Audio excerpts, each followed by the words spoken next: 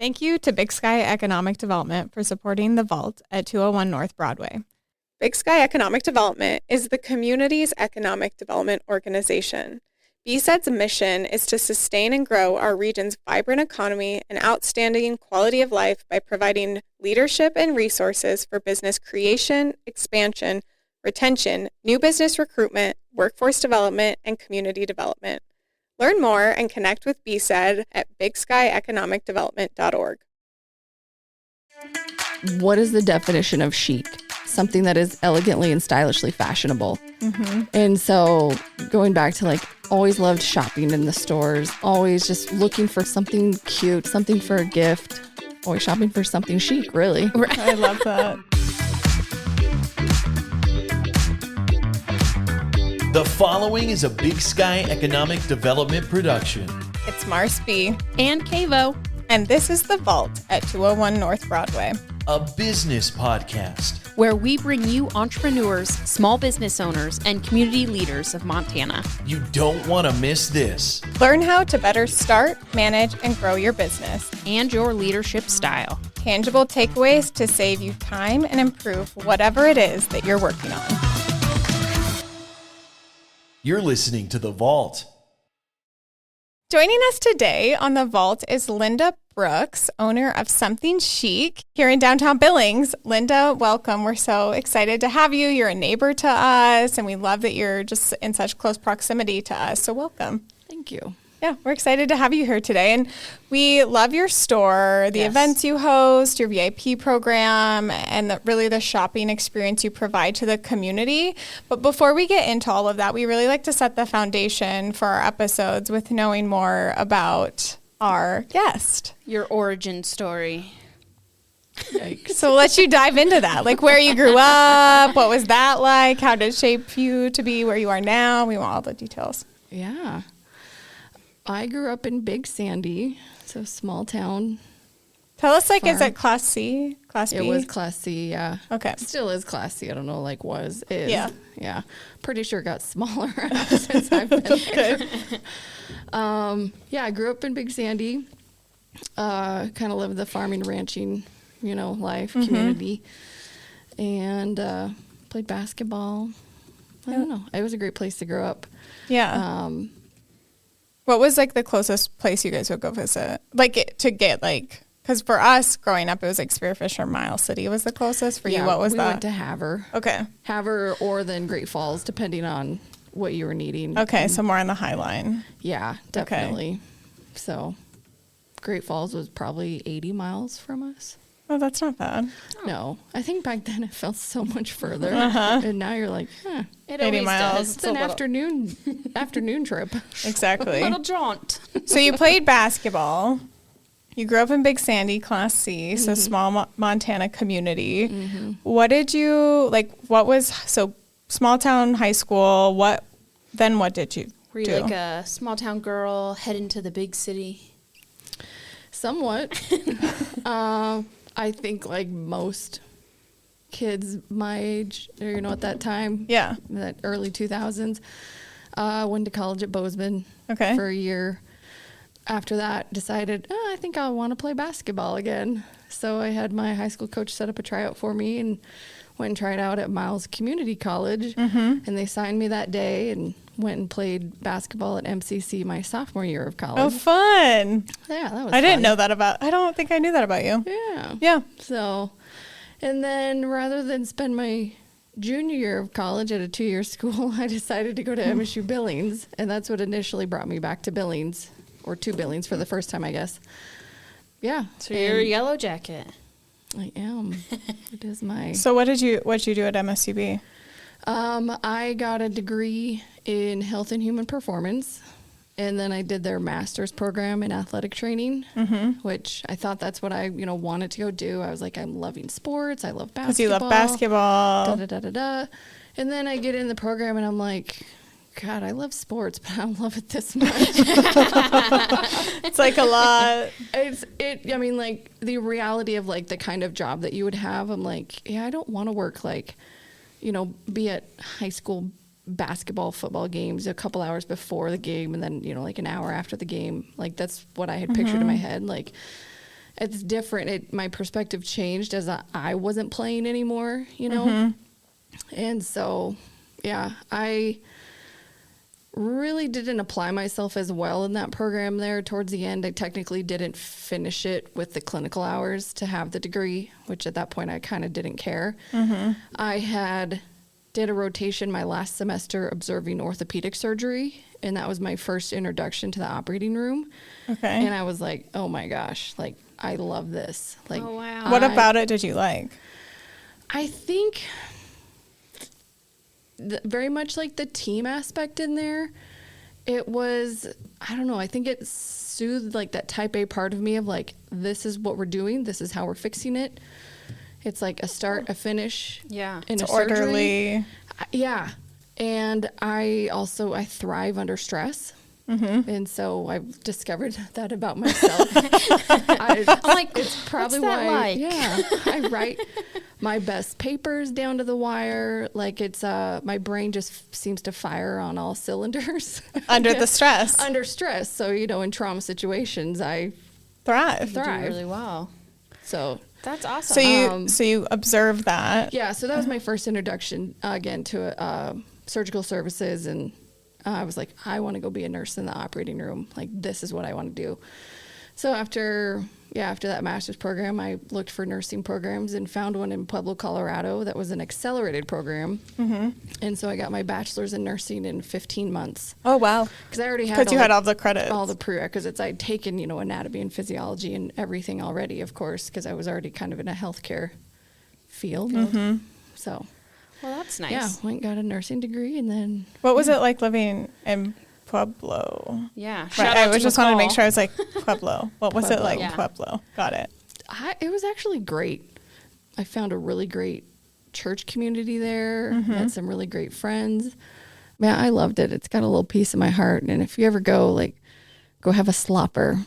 The green chili is amazing. I was like, what's a slopper? A slopper is an open-faced cheeseburger covered in green chili, topped with like French fries, onions, and cheese. Oh, wow. Oh, yeah. Because they're known for their green. The green chili, yes. Yeah. And it's not like if you ordered green chili up here, you would not get the same thing.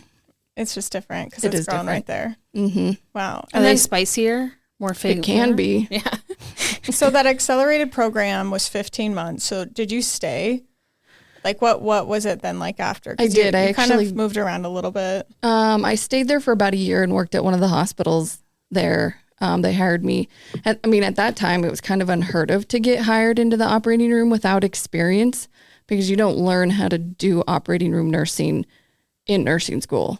Right. It's an on-the-job training of like 6 to 9 months on the job. Wow. And so because I had already had an interest in it, I did try to do a lot of observation hours even after the athletic training program. One of the surgeons at Ortho Montana would let me come in and just observe, let me scrub in for the first time. So I was exposed to that environment already and knew very much that that's what I wanted to do. And of course, put all of that in my, application and applying for a job. So they hired me and worked there for about a year. And wow. So what is that like working? Like I'm familiar with like a dental assistant, which is vastly different than what a nurse does in surgery. Like what is that? Because you're like, it's high stress, it's in and out. What is the role? Like what is that like between the doctor, the nurse? How many people are in the operating room? All of those details. I don't watch like Grey's Anatomy or other things. Grey's Anatomy is the worst representation. So I'm like, I don't have any of those like real fake surgery things. Surgery is actually pretty routine, believe it or not. Again, if you watch Grey's Anatomy, like it seems crazy. People are not coding left and right. That makes me feel more comfortable. Oh yeah, no, so my title is actually a circulating RN. So that's what I do. I circulate through the operating room. So what that means is when we come in, I work closely with my scrub tech, my anesthesiologist who's in there. Everyone's kind of getting their parts set up to do the surgery, helping my scrub tech open supplies onto our sterile field, and assisting anesthesia with making any drips, setting up any lines that they need. And then also, getting acquainted with my patient on looking at their chart, their history, just different things that I need to know and expect, and looking at labs, just anything that might pertain to what we're going to do. And then I would go to a pre-op, go find my patient and interview them, making sure consent's correct, that, if we're working on one side or the other, like a limb, making sure that the correct side is marked by the surgeon. It's kind of a lot of dotting I's, crossing T's. But like double checking, correct. because the patient checks. is sedated. Correct. Yep. And so they can't be like, no, not the right leg, the left leg. Exactly. So the nurse in the room is actually like the patient advocate. So we are to speak on their behalf in a way, because obviously they cannot speak for themselves when they're, when they're intubated. So, wow. So yeah, getting, making sure all of that is in order before I take them back to the operating room. We help get them onto the OR table. Getting them hooked up to monitors. Again, I'm working with anesthesia, just all of those things, drifting them off to sleep, putting in any different lines. If we need like a big central line, if we need an art line that monitors blood pressure with every beat of the heart, a Foley catheter, whatever, again, the surgery calls for. And you learn this on the job. Correct. Yeah. Prep them. So again, prepping the site, surgical site with, a chlorhexidine prep. And then, the scrub tech and the surgeon, and if they have an assistant, usually a PA or a first assist, then they start draping the patient out. And I do everything from the non-sterile standpoint. So I'm hooking up their equipment. I'm doing the timeout, which is, again, the big pause before we do it, again, to confirm patient, surgery. Again, any other pertinent things. Do we have blood available? Wow. Are the implants here if we're putting something in? The whole gamut of things. Yeah. And then they'll start. And then I chart everything, and again, get them whatever they need. Again, circulating, facilitating everything within the operating room from a non-sterile standpoint. Mm-hmm. So, wow. And then as the surgery goes, we get to the end, help get them back to their stretcher or whatnot, help anesthesia, wake them up, and then go to recovery or ICU if that's where they're going. So What's your favorite surgery to work on? My favorites have always been cardiac and neuro.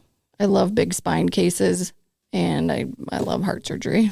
Which is good to know that you have a nurse that cares. Yeah. Yeah. A passion for that. So you worked in Pueblo for about a year, right? And then where did you go from there? So you got some really good experience, new nurse, which is, I feel like that's in other fields too, where it's they want you to have experience, but how do you get experience if they don't hire you? Correct. You have to get somebody that'll take a chance, right? Yeah. It's definitely not the case now. You hire what you can get basically now, which I think is maybe across all industries. Yeah. The gal that precepted me was excellent. I feel like she trained me well. She was just very good at doing that.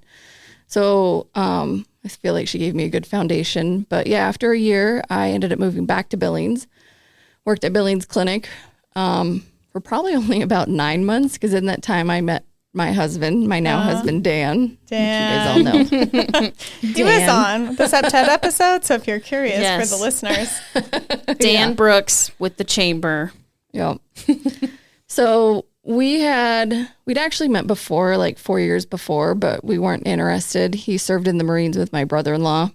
And anyway, so we met back up that summer. This is 2013, and hit it off from there. Timing was everything now at this point. But he was moving to Boston for grad school. And I was like, well, I'll quit my job at Billings Clinic and go out there with you and start a travel nursing career. So that's what I did. And how did you learn about? Was that a common thing talked about is travel nursing? A little bit, but not near to the extent that it is now, that it has been in the last. Because it seems super popular now, but prior I feel was it COVID that really made that a really? Probably more so maybe. But I just don't think it was near as common again. And how did you know what to So you're Dan's going to Boston. You're cool, I'm going to go with, what a fun experience. And I want to dive into that too. How did you know where to apply, like to even do that? Just started, I had been researching for a little while, even before I met Dan, like travel nursing companies, just and trying to figure out, again, I know how to research things. Again, I've written thesis papers, and I think it just goes with being in evidence-based practice type fields. Just trying to find the information I was looking for. So I just applied with a company, and they, told them where I was wanting to go. You fill out a checklist of like, what's your experience level? And for me and for the operating room, they literally go through all the different kinds of surgeries. Oh, okay. And you can say like, I am proficient in this, wow. This I haven't really done, like pediatrics or something. Definitely not. I hadn't done any really ped surgery. So they kind of will find you jobs, based on your skill set and stuff, and you can accept it, or you can, say, no, I don't really want that, or negotiate your pay, whatever. So, I got submitted for one in Boston, and I was not applying for heart team jobs. I didn't have quite enough heart experience, I felt. I had just learned how to do hearts when I went to Billings Clinic. But this hospital saw that I had a little bit, and they're like, we'll take her. And it was for a heart team. And I was like, oh my gosh. Is that where your love for that heart surgery really came in, was with that Probably. Because this hospital has done more hearts than I feel like any other place that I'd been. Mm-hmm. I mean, they did anywhere from I feel like 5 to 10 a week. Oh, wow. That's a lot. Yeah. If you add that up over like a 100%. year. 100%. They did a lot. And their heart team was strictly just hearts, like just open heart surgery. Like the heart team at Billings Clinic covers open heart surgery, thoracic surgery, and vascular surgery. So it's kind of, again, a little bit more than just hearts, but this place was just hearts. Mm-hmm. And so you get a lot of experience when you do. You went from, I have some, to like really having an experience. Yeah. And what was it like living in Boston for you guys? Oh, we loved it. What did you love about it?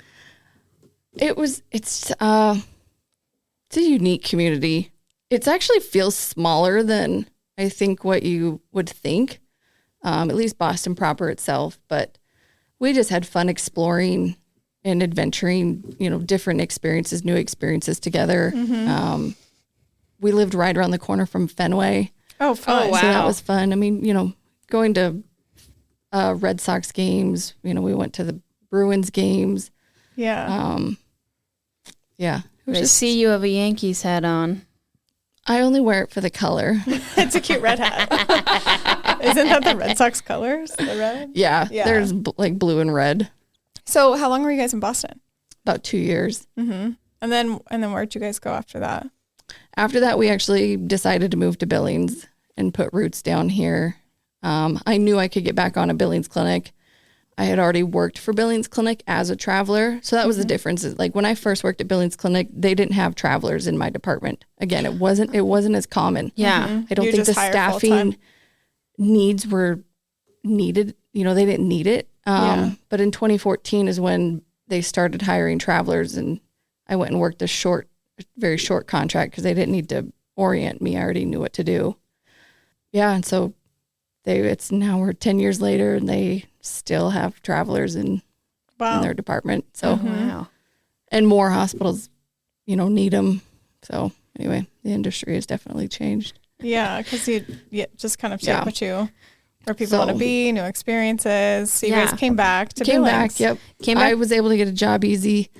And then, through some family connections and stuff, Dan was able to get on at the chamber. So. Oh, wow. So he's been there for that long, since too? Since 2015, yeah. Wow. Oh, my goodness. And then in his current role since 2016. Oh, okay. Yeah. That's awesome. I know everyone's kind of curious because we've said something chic this morning, and we've been talking about nursing. Right. So let's jump in. What led you to a boutique? My love for style and fashion has always been there. Again, going back to living in Big Sandy, I always loved to go to Havre and go to Maurice's because it was the only place to shop. I get it. Miles City had one too. Right? Yeah. It was so the pinnacle of fashion. It was. In that area at that time. Or getting the Delia's catalog. Oh, yeah. Remember those? Catalogs I was thinking about those. I'm like, like no one knows what those are now. Like where you could pull out the tabs for the different sections and then you could go through and flip through I miss what you catalogs. like. We did our like school clothes shopping via the JCPenney's catalog. Right. Like that was like a legit thing to do. Yes. 100%. Or you know what you want it. Yeah. It could work as a doorstop. It was so big. It was like the size of a phone book, which is also like an obsolete item now. Yep. So you always kind of had this like love for fashion. Were you like setting those trends in Big Sandy, or was that like I don't know if I was necessarily a trendsetter. Or like kind of, you know, I just feel like I look back and I'm like, gosh, we wore like layered shirts and low-rise jeans, but yeah. I mean, blue eyeshadow. Yeah. Cared very much like my appearance and how I dressed. And I remember like when I, you know, got my first pair of Doc Martens, and like that was, you know, those were so cool, and Lucky's jeans. They're making a comeback, Doc Martens are. I think that, I mean, kind of a testament to their brand of like, again, staying relevant. And so, but yeah, I've always loved to shop and check out, you know, different boutiques, different styles, everything. And so when I was here in Billings, I always loved to shop the stores that were downtown when it was Marcasa and Bottega and like Meridian, you know, was in the space that I am currently in. Yeah, I just loved it. And so, but owning a store never seemed like a feasible idea. I don't know. It was such a foreign concept. I was like, that's, you know, for the wealthy people, like, you know, to open a shop. Correct. To start a business. So then how long were you guys in? So you guys were in Billings since 2015. And then when did like those ideas? So you're like, I love fashion. I love these boutiques. When did that idea of like, I could do this start to creep in? My best friend Candace and I had kind of been rolling around the idea for a little bit during that time. But it wasn't really until Dan actually sent me an email that he had got about the Battle of the Plans, which was this business plan competition put on by the DBA. Downtown Billings Alliance or Association, they go by. They've got lots of stems. Yeah. In conjunction, at that time, it was in conjunction with Rocky and MSU Billings, Big Sky Economic Development, and the Chamber. I think it was kind of all the players. All the players in that. So yeah, he sent me this email about what this was, and Candace and I were like, well, what do we got to lose? Like, let's just give this a try. Yeah. So, I drafted an executive summary and submitted that. And how did you even know where to start on like how to draft the executive summary, what to put in it? Like, did you have to come up with a name? Like, did you know, clothing, where did all of that come from?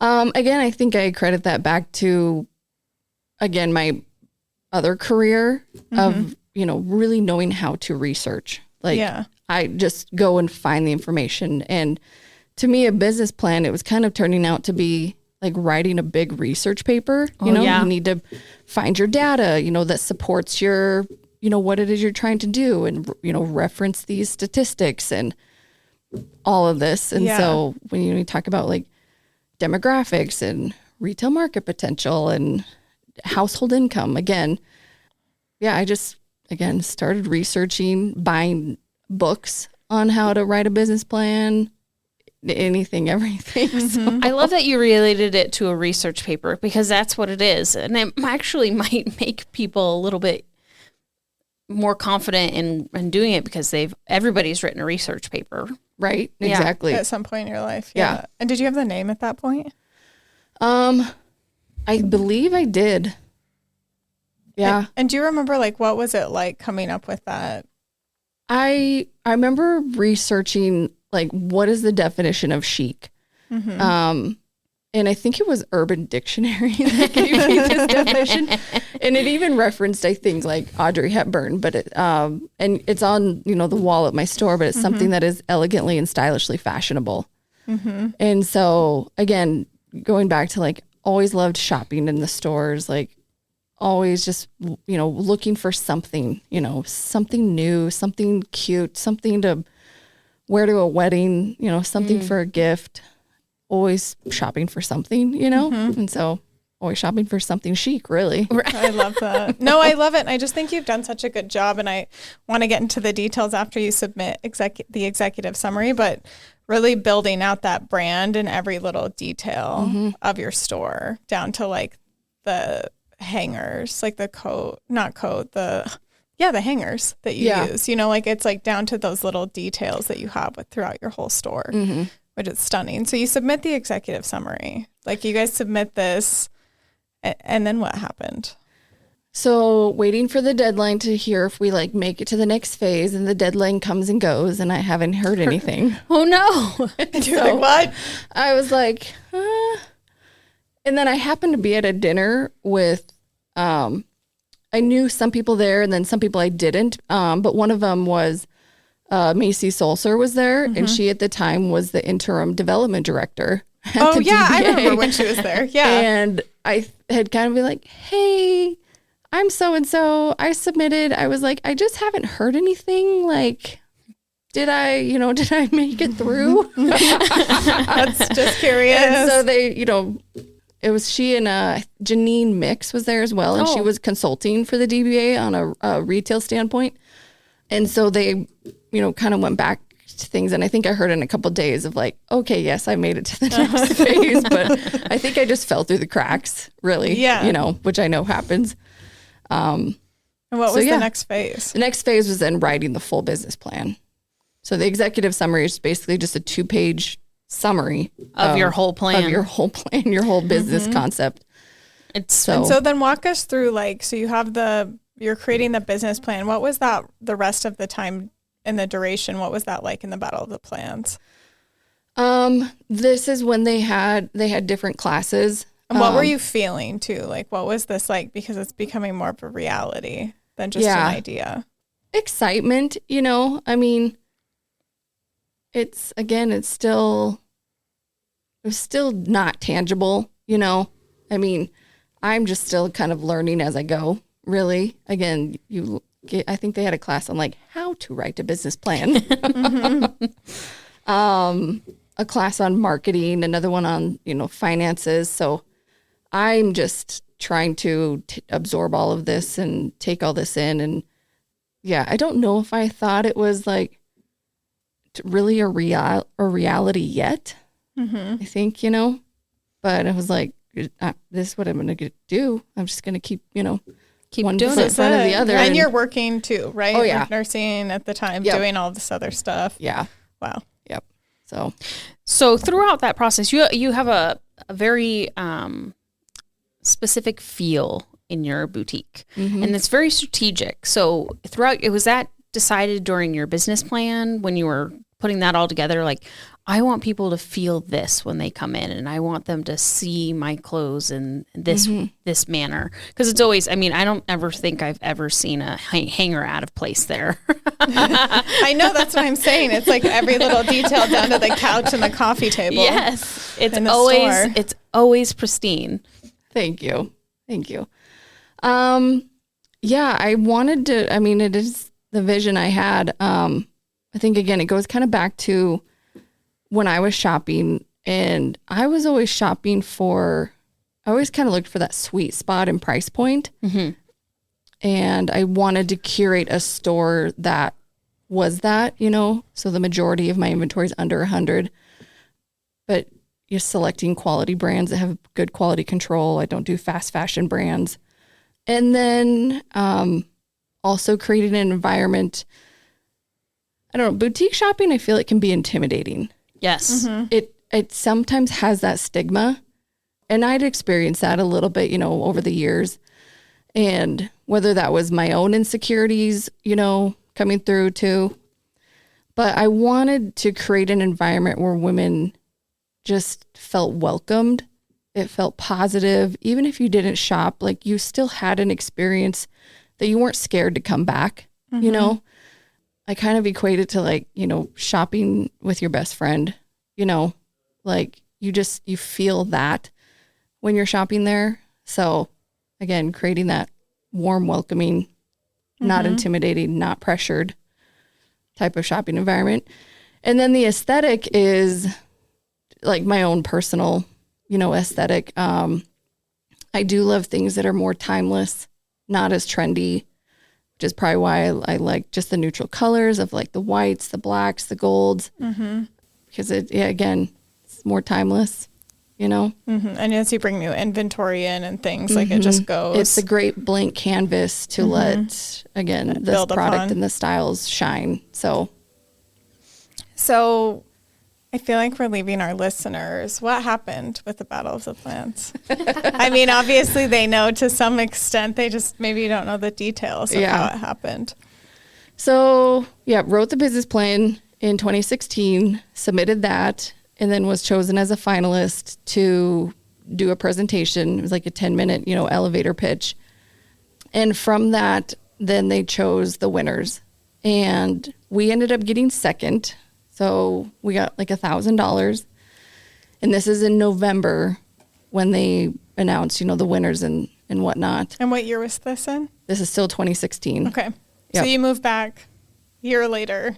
I'm already like diving into this. Yeah. Moved back in 2015, 2016. I'm pursuing a business.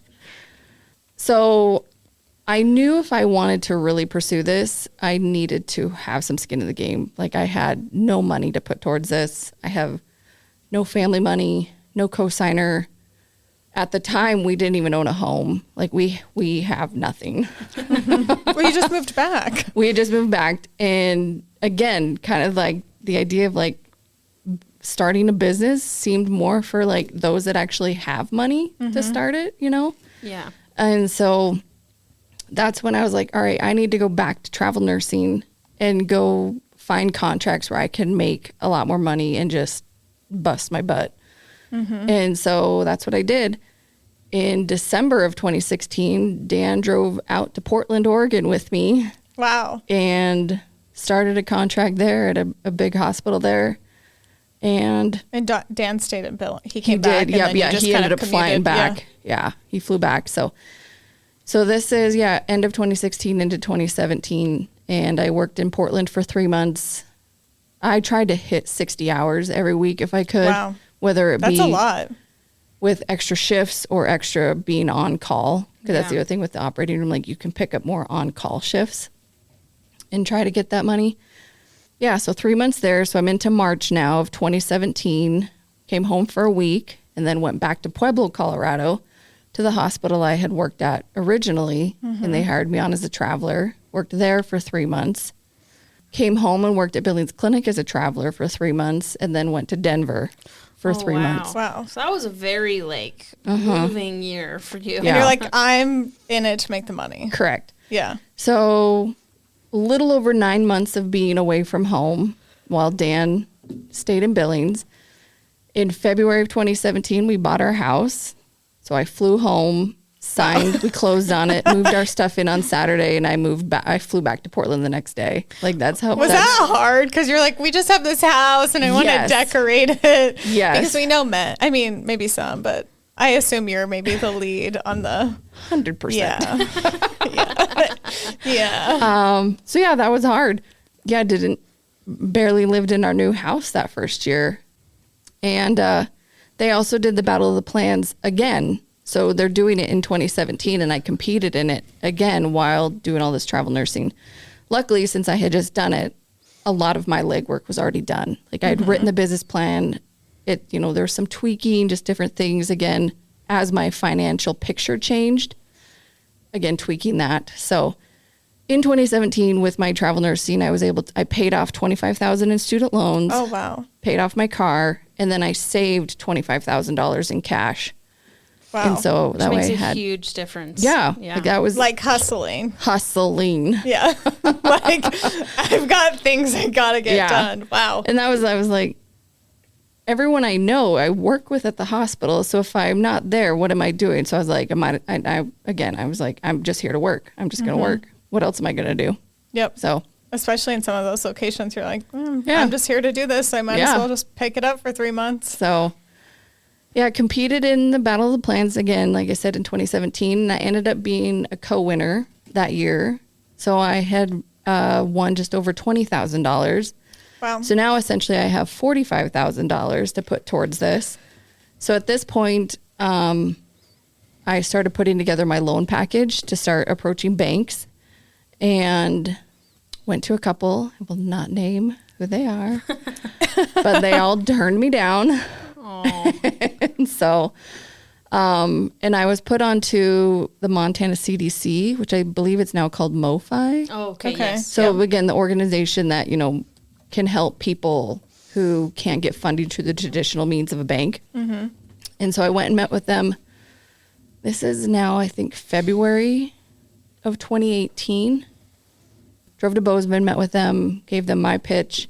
They called me the next day and said that I needed $10,000 to $20,000 more in inventory, and I had to increase that with cash rather than additional debt. So they turned me down. Mm-hmm. So at this point, I cried.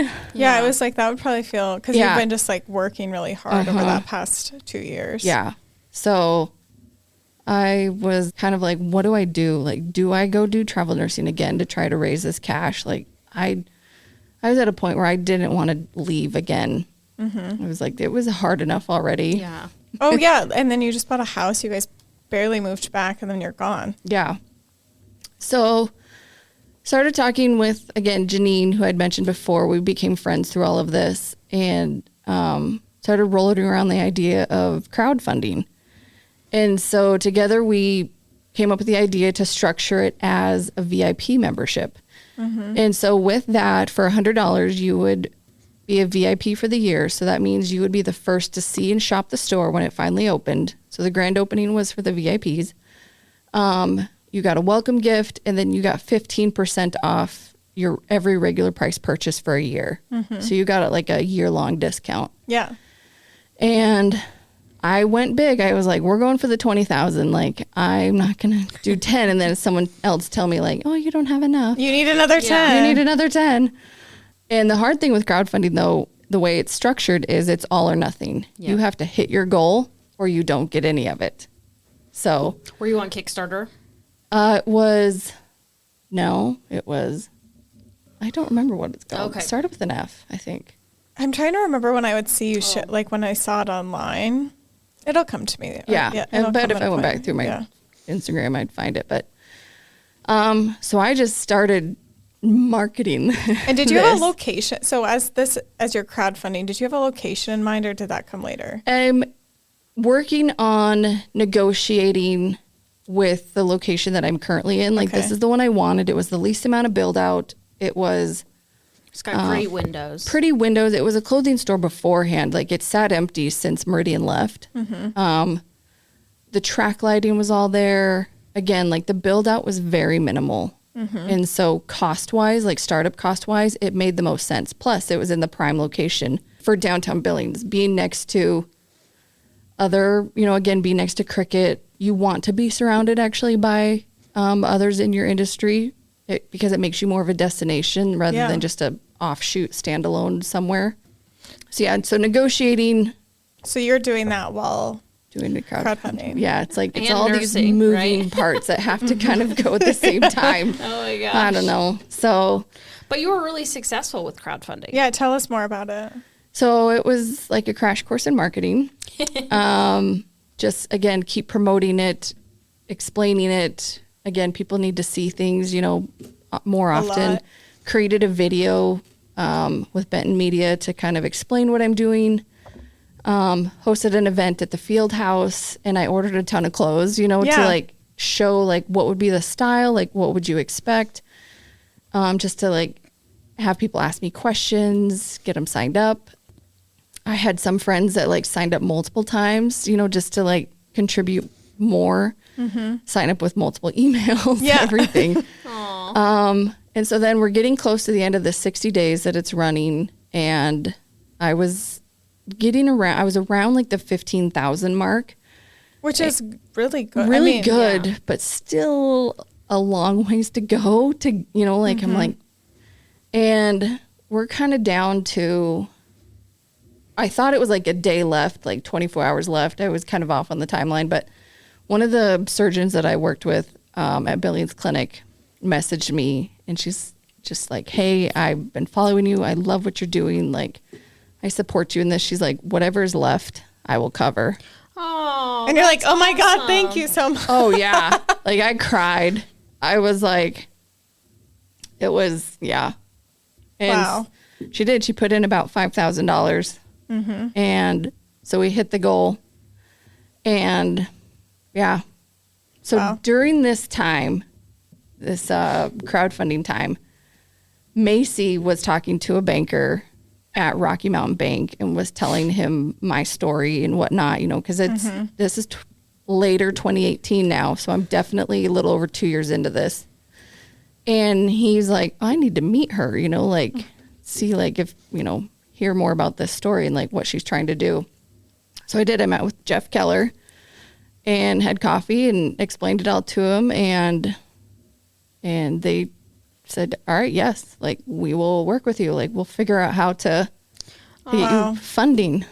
And so like I've been hustling over here, like right, doing everything I could. Right. Wow. And sometimes that makes all the difference when they see that you really have the passion and you're going to keep going and keep going and keep going. And you're finding the money. That shows so much character. Exactly. And that's what he had said too. I think it's like knowing that like when things get hard, because business is, you know, definitely can be hard, that you will fight, that you will work and dig in and make it figured out, you know?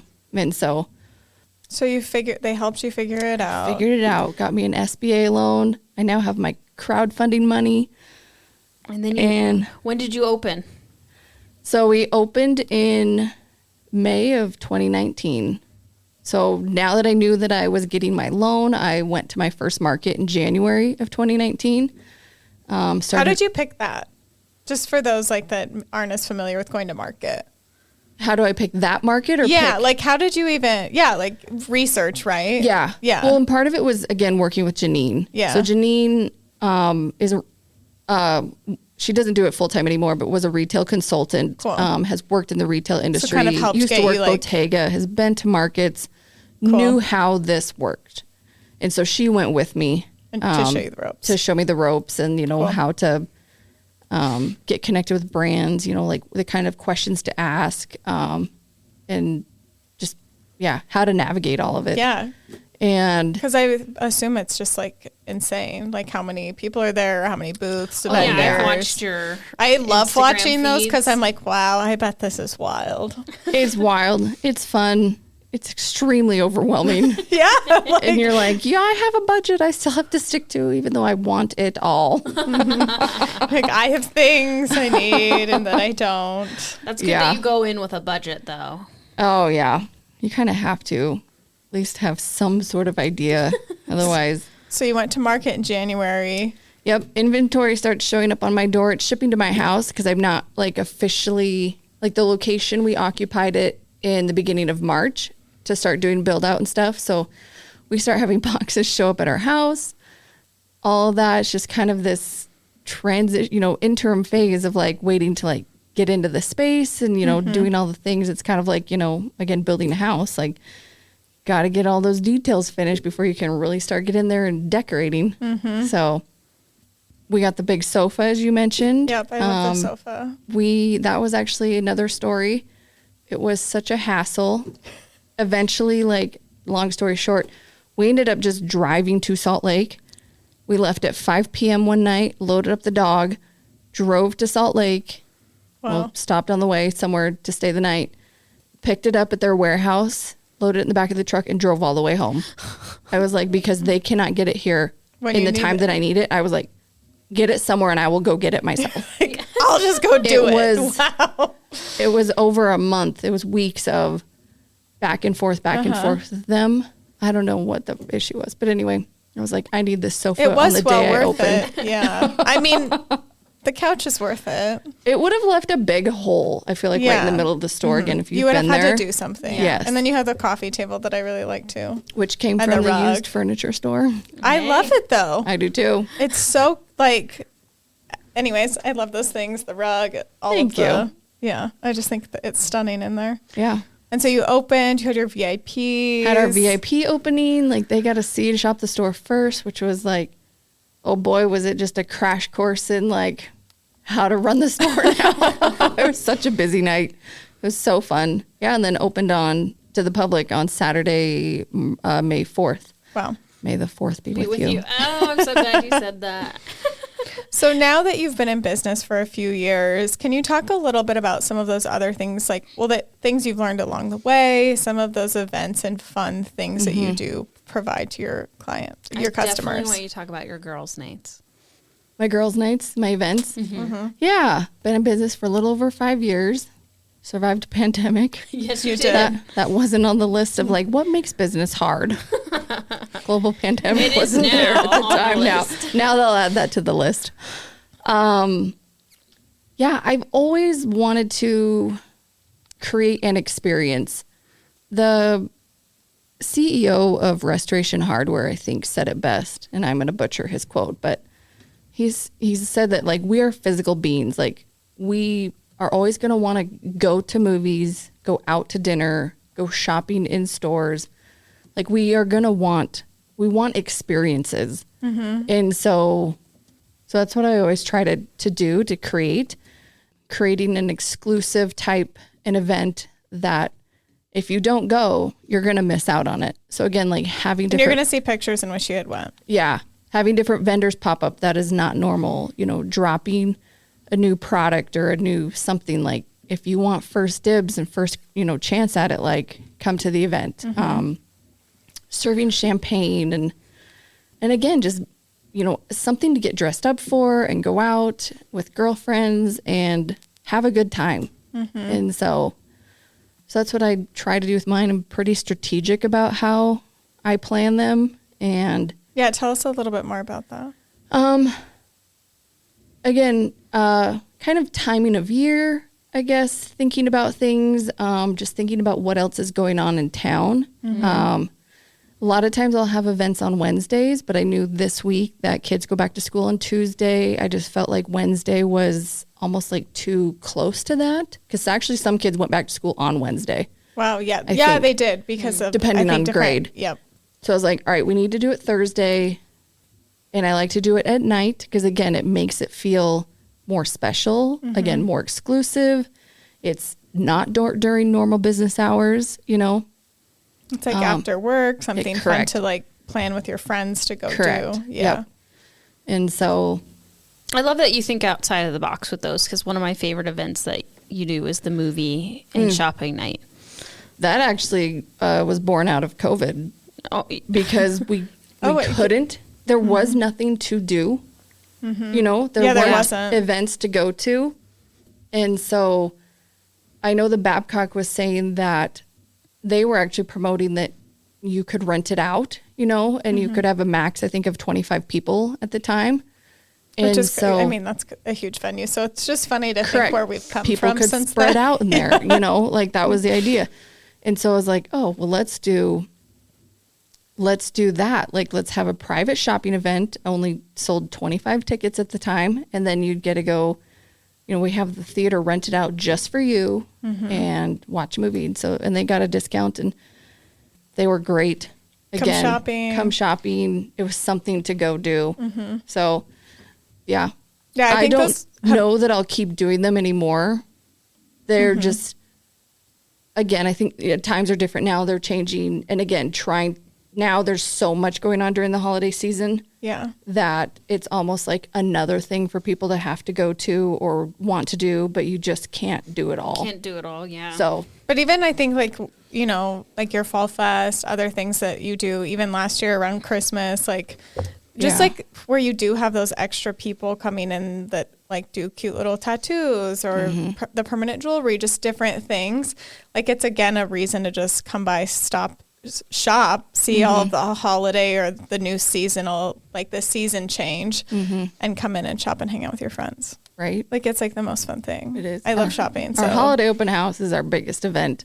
Yes, that's what I'm talking about, which is so fun. And last year was the first year I'd done it, but I closed during the day before that one because I kind of have to destroy everything to put it all back together. Yep. Like I just need to focus on that. So I'm curious on, you do some other really great things, like just inventory switches. Like how do you know when to switch out displays in the store. You do Tuesday try-on sessions. Like you do a really great thing too in the new year. I'd love for you to talk about when you do the closet clean out and like establishing staples. Yeah. So where did all of those ideas come from for you, and how do you transition? Again, just kind of thinking about, again, my customers, what they need. Again, going back to where I don't do like overly trendy styles. You know, trends can come and go. You don't even have to like every trend. So I really try to curate styles that you can build a functional wardrobe with that makes like getting dressed easy and fun. Things that, again, will stand more the test of time. And a lot of it comes down to, again, how you wear it, how you style it to give it more personality, or kind of injecting that anyway. So with that, though, again, goes to your closet, you know, and we've all been there where we need to do a closet clean out. We've all stood in our closet and I'm like, I have nothing to wear. Like, I don't know what to wear. I don't, you know what I mean? Yeah.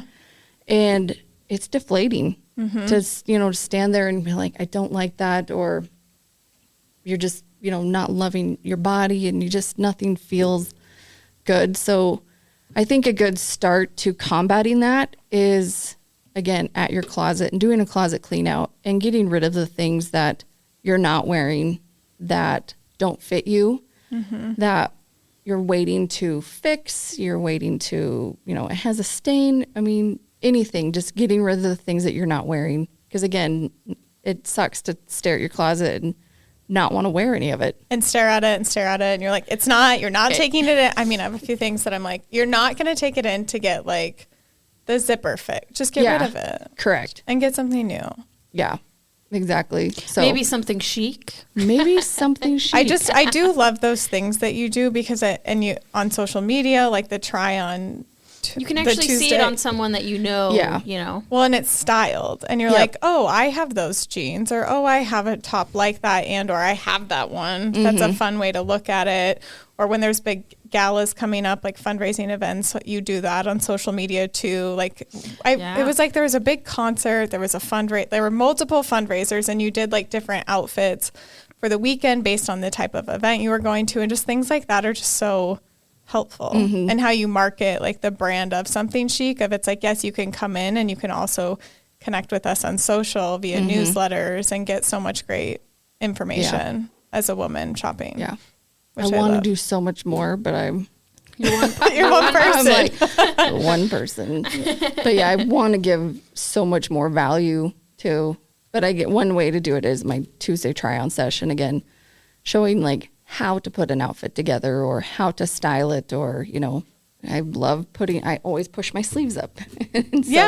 Or the hair ties, you know, there's something about it that it's little things like that not everyone knows, and that's okay. Like, I'm not going to be good at certain things, and, you know, not everyone is going to innately know styling and fashion. And so hoping to educate on that. And again, little things that you can do to make your outfit feel more polished, just feel more put together. Yeah. What are some of those tips that you have for those listening that just like to take their everyday like look and elevate it just a little bit?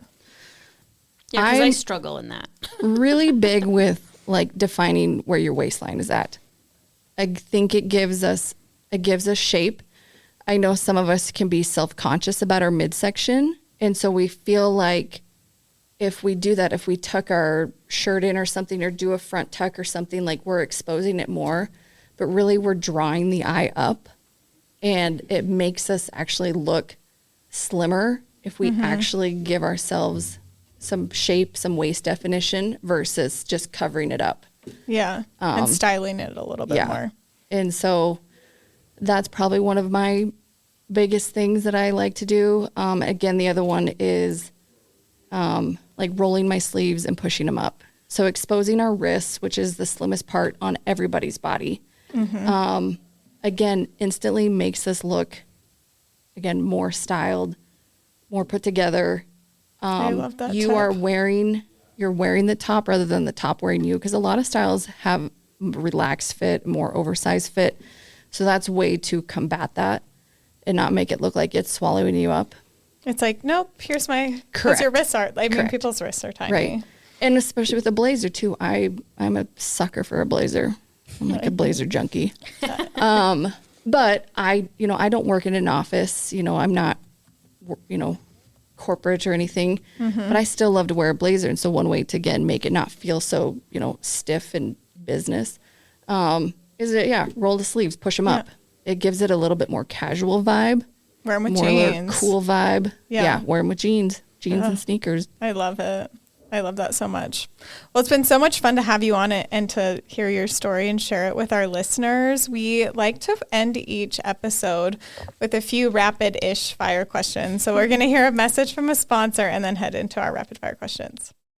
Big thanks to the Small Business Development Center for sponsoring The Vault at 201 North Broadway. The SBDC is an incredible resource for small business owners, offering free one-on-one counseling, business plan support, market research, financial projections, and much more. Whether you're just starting out or looking to grow, they're here to help your business succeed. Reach out to us at bigsky.economicdevelopment.org. My first rapid fire question for you, and I'm excited to hear what you have to say on this. What are some of your non-negotiables in work and life? That's why we call them rapid-ish. I don't do well with the rapid-ish. I'd say recently, time with family. So time with my husband, changing my store hours. So I have 2 days off a week, has been a game changer for my mental health. Yeah. And, I don't know that I will ever go back. Yeah. So, I'm glad that you did that. I think that, it gives you more time, and then I'm assuming it makes you feel more refreshed and recharged, ready to take on 100% all the store, because you are retail, so your hours aren't just 8 to 5. Yeah. They're later. Yeah, they're later. Even if I wasn't in the store, You're still working. I could never disconnect.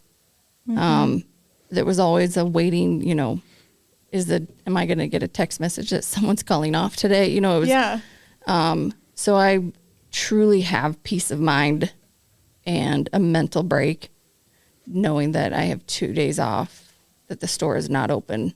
So, But people can shop online. 100%. Which I love. And I just have a tiny follow-up to that one. What was that? Like, what pushed you to do that? Which I think it was a good change for you, because people can shop 24/7 at Something Chic online. Yeah. But what was that like deciding factor for you of like, I need to do this? It was the burnout, and I didn't realize the weight of that burnout until it was lifted with the hours change. And staffing has always been a big struggle. And it was just the struggles that I was having this year was making me hate what I do. Yeah. Which you don't want. I had texted Dan. I was like, do I liquidate everything and like be done? I can't handle this anymore. Yeah. I was getting to that point, and I was like, yep, no, I have to change. And if some people are upset that they can't get to me on Sunday, I don't know. I was like, I can show up better for you 5 days a week because I have 2 days of rest. Yep. Than I can trying to show up for you 7 days a week. Plus all of the work you did leading up to getting the store open, and then doing that for 5 years would be a lot. So I think that's really good advice. My next question goes along with what Marcel just said. What's the best advice you ever received?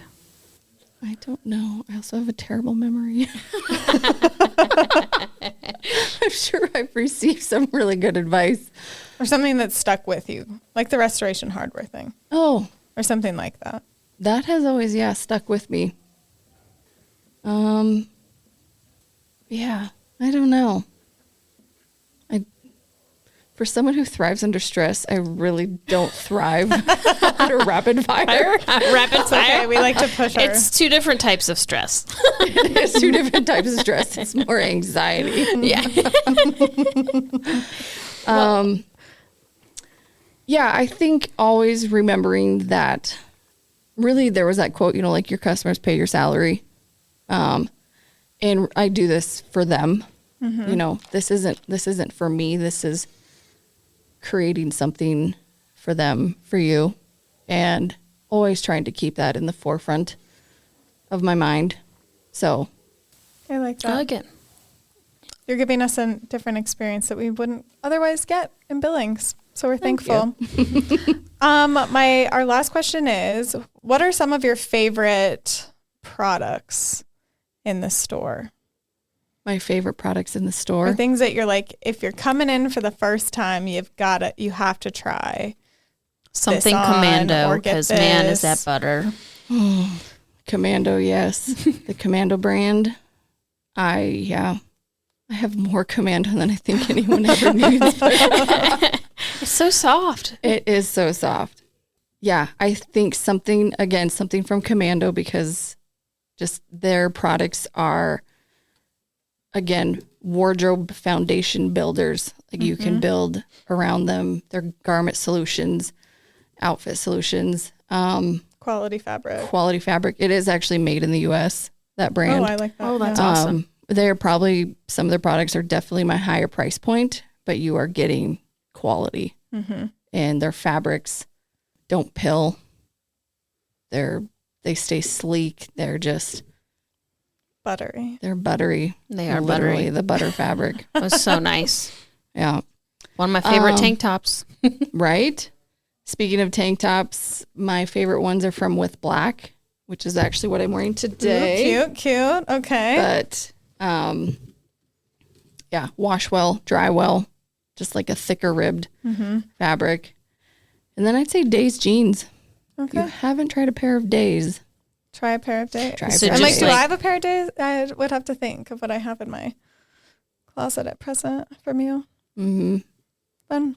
We'll have to do a try-on sesh. What? Right? I have some.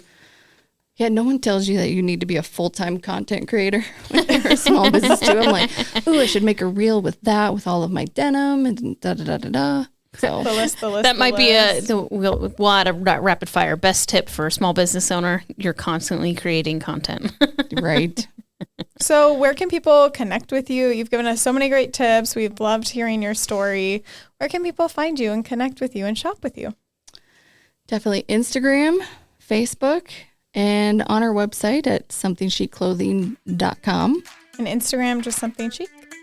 Something Chic Clothing. They're Got it. all at Something Chic Clothing. Awesome. Wonderful. Well, thank you so thanks, much. Linda. It's been wonderful to have you. Thank you. I appreciate it. And shop Something Chic. Yes. Yes. We hope you enjoyed this episode.